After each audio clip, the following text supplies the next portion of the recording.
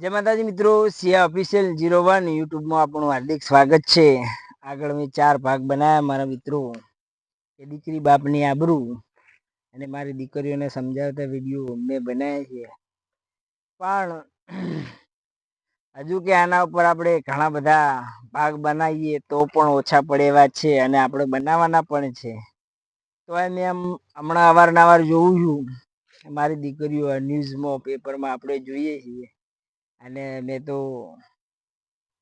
કાલે પણ એક વિડીયો જોયેલો હોય, એની અંદર જે દીકરીએ પ્રેમ લગ્ન કરેલા અને પછી એના પ્રેમીએ એને તરછોડી દીધી, મૂકી દીધી.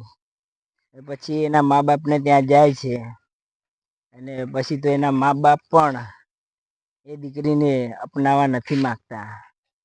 પણ મારી દીકરીઓ ક્યારે થાય કે તમે જ્યારે ભૂલ કરો છો, ભાગીને લગ્ન કરો છો, અને મેં પેલા વિડીયોમાં પણ કહેલું કે જે તમને 18 વર્ષ સુધી તમને સમજે, તમને મોટા કરે, તમારી બધી વાતનું ધ્યાન રાખે, આ બધું જ મેં આગળના વિડીયોમાં પણ કહેલું કે તમારી આટલી બધી કાળજી લઈને તમને 18 વર્ષ સુધી મોટા કર્યા, તમે જો એમનો વિશ્વાસ તોડતા હોય અને વર્ષ 6 મહિનાની અંદર કોઈના જોડે પ્રેમ થઈ જાય ને તમે એના ઉપર વિશ્વાસ મૂકી દો છો, અને પછી મેં હમણાં જેમ કહ્યું એમ કે તમને તરછોડી દે છે, અને તમારે પાછું તમારા મા બાપને ત્યાં આવવાનું થાય.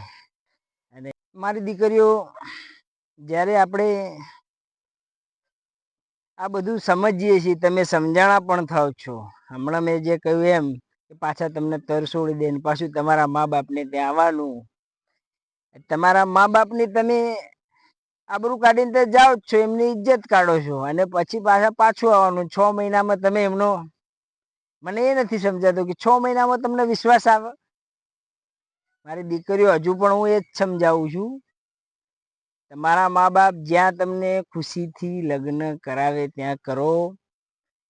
તમારી ભણવાની જે ઉંમર છે ત્યાં તમે ભણો મારી દીકરીઓ, અને આ બધા પ્રકરણમાં ના પડો. અને હું તો એ પણ કહીશ મારી દીકરીઓ કે તમે જે એજ છે તમારી, એ ભણો અને ભણીને આગળ વધો, એવું કેવું છે.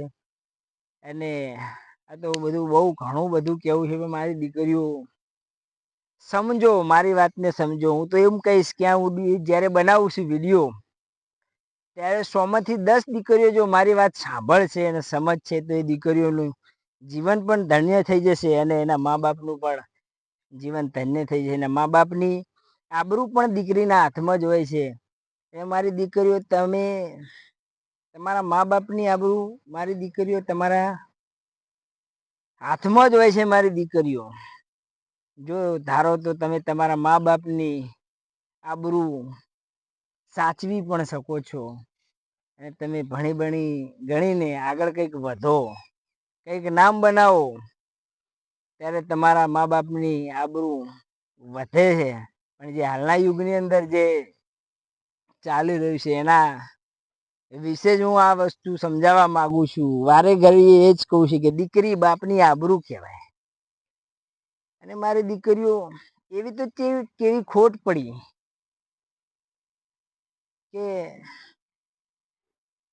એવો તમને કેવો મા બાપે તમને કેવો પ્રેમ કર્યો હોય, એ પ્રેમમાં એવી કેવી ખોટ પડી હોય કે તમે બીજાને પ્રેમ કરતા થઈ જાઓ ને તમારા મા બાપને છોડી દો. મને એ નથી સમજાતું મારી દીકરીઓ. એટલે મહેરબાની કરીને વિચારી અને આગળ તમારા જીવનની અંદર આગળ ડગલું ભરો મારી દીકરીઓ. હું તો એ જ સમજાવવા માંગુ છું કે તમારા હાથમાં જે રહેલી તમારા મા બાપની આબરૂ તમારી મુઠ્ઠીમાં જ રાખો. આગળ વધો, ભણો ગણો, કંઈક કરી બતાવો, જેથી તમારા મા બાપની આબરૂ સચવાઈ રહે, અને એને પણ એક સ્વાભિમાનથી કહી શકે કે આજે મારી દીકરી આ બની, આજે મારી દીકરી આ બની. મારી દીકરીઓ, સમજાવવાનું બહુ એ જ છે.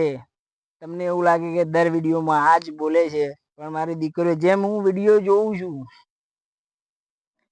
તો કંઈક નવા જ સમાચાર આવે. આ દીકરી ભાગી ગઈ, એને આવું કર્યું, પછી એને પાછો છોડી દે, અને પાછું મા બાપના ઘરે પાછું આવવાનું. મારી દીકરીઓ, આ બધી ઝંઝટમાંથી મૂકો અને ભણો ગણો, કંઈ આગળ વધો. આગળના વિડીયોમાં જે સમજાયું એ મારી દીકરીઓ તમારા માટે જ છે. હું જે બોલું છું, સમજાવું છું, એ ફક્ત ને ફક્ત મારી દીકરીઓ તમારા માટે જ છે. અને આ મારો વિડીયો તમે જોતા હોય મારી દીકરીઓ, તમારી બેનપણીને પણ બતાવજો, તમારી દીકરા દીકરીને પણ બતાવજો. જય માતાજી, જય બાબા રે.